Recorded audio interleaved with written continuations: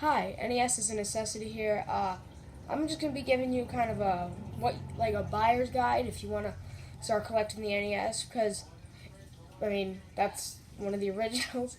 But so first let's go. So if you want a console, there's two designs. Or the control back. There's two designs you can get. You can get the toaster, the one everybody knows. It's one where you open the door, you put in the game, and then close it, put on the power, then take it out and blow in it because it never works. So what you should, or you could buy the top loader, but that is more expensive. It goes for about 100 to 250. It's not, but no, it's not worth it. Well, you can't use AV on it. You have to use the RF where you screw it in the back, coaxial RF switch, screw it in the back, plug the screw end into the TV, and then plug in the other end of the Nintendo.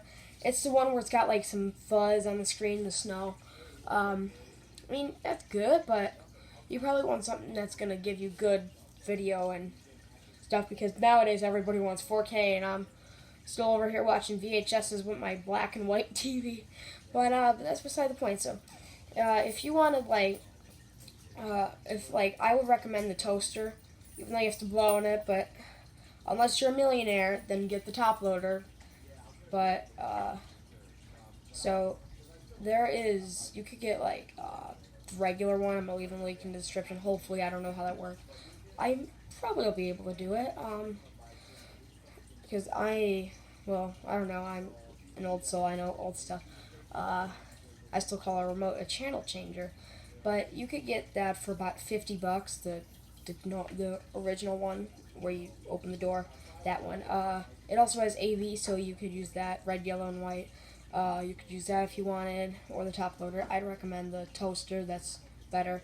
And then you have your cords. You have the power brick, plugs in a wall, and then you plug it into the back of it.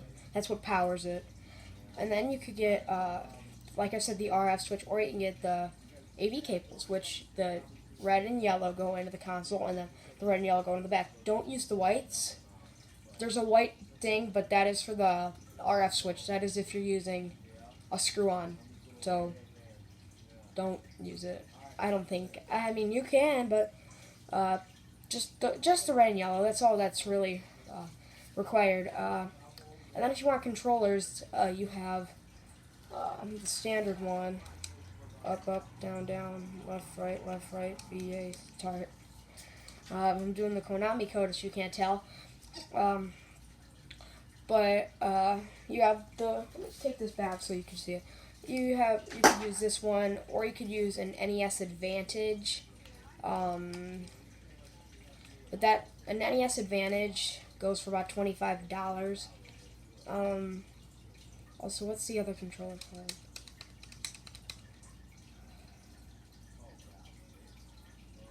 I don't remember. I'm so sorry, but I do have a piece of paper. Please hold on.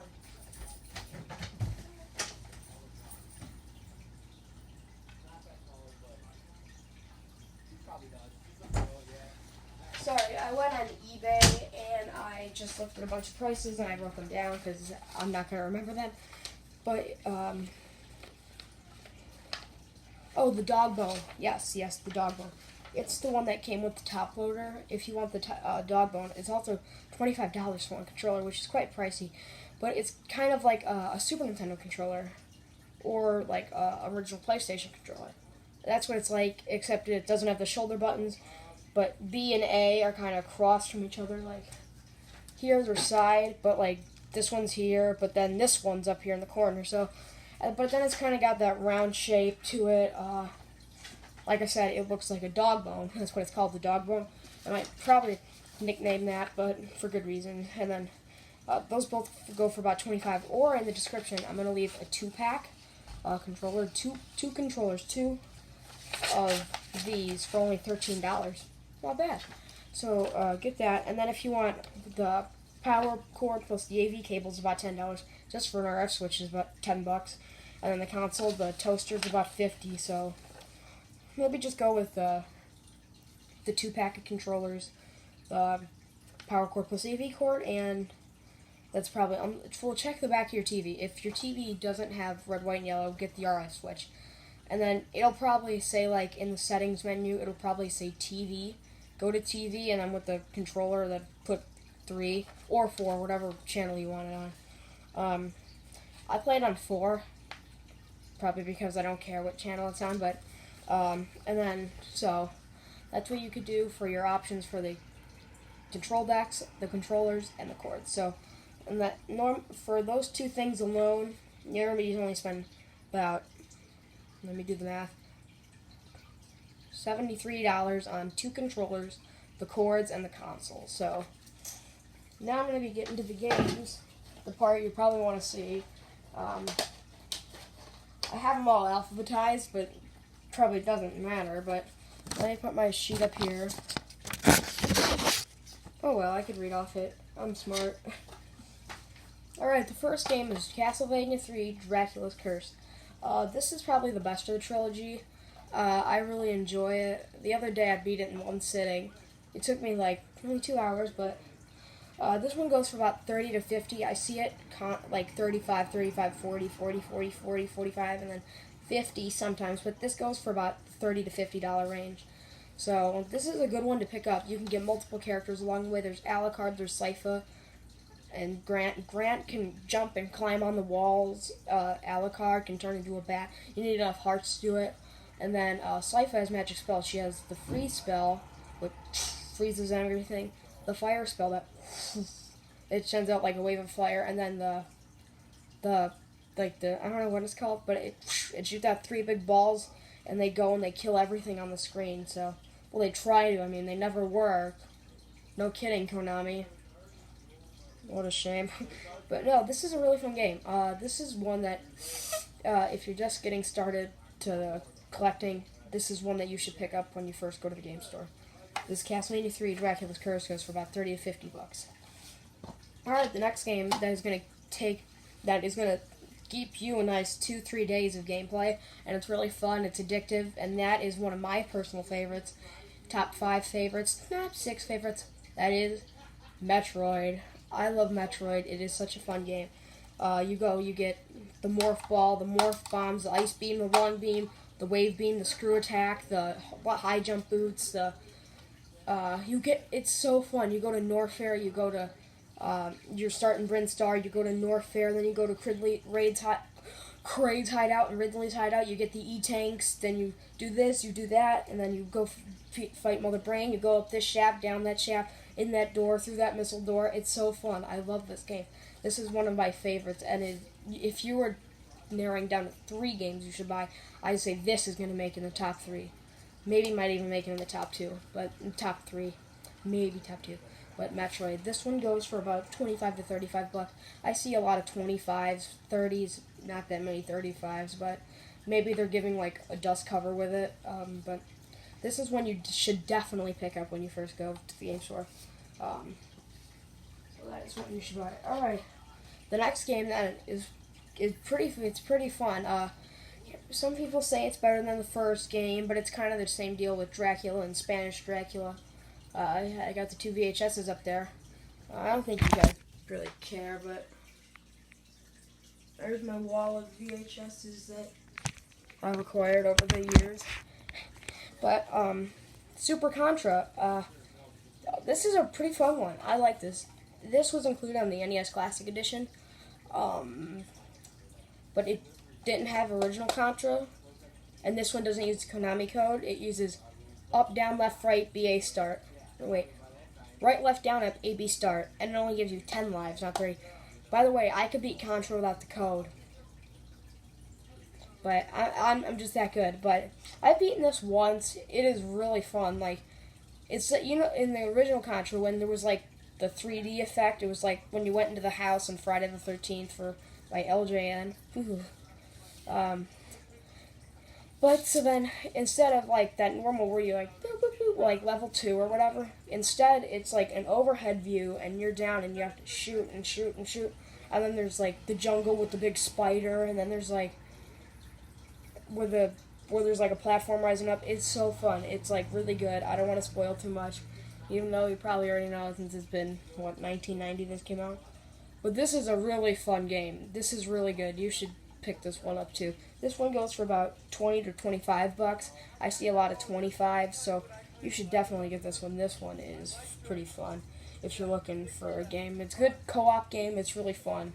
So, Super Contra. Super C. Super C.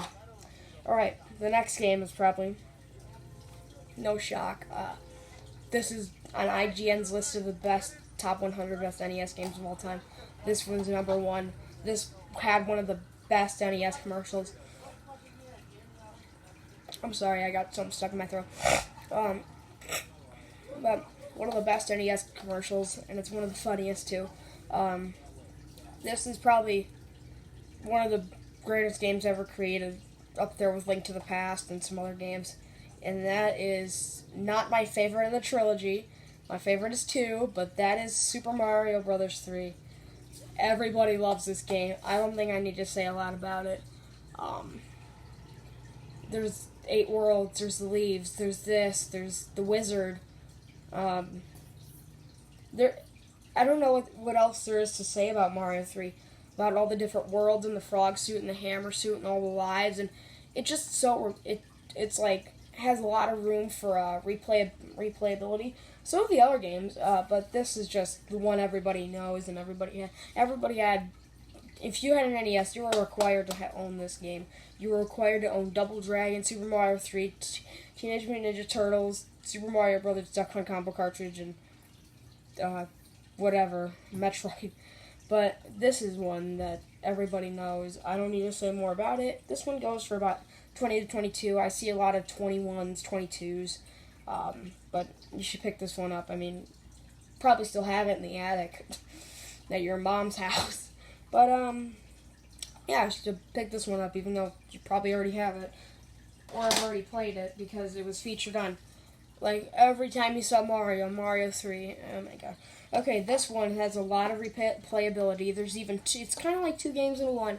Not Action 52, but, like, it's got one quest, it's got a second quest. You probably know what game I'm talking about.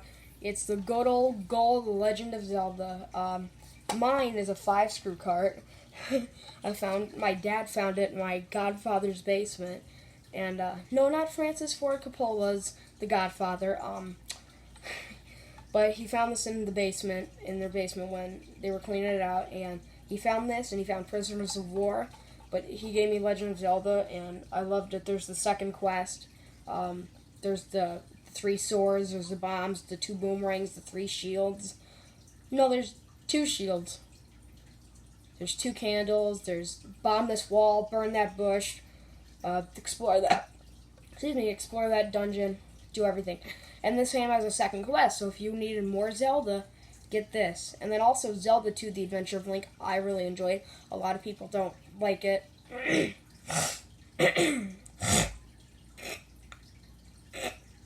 Sorry about that, excuse me. I got some heartburn. But this is a really fun one. Should definitely pick it up. The gray cartridge is a little bit more expensive, but who has the gray cartridge? This is Legend of Zelda, for Christ's sake. But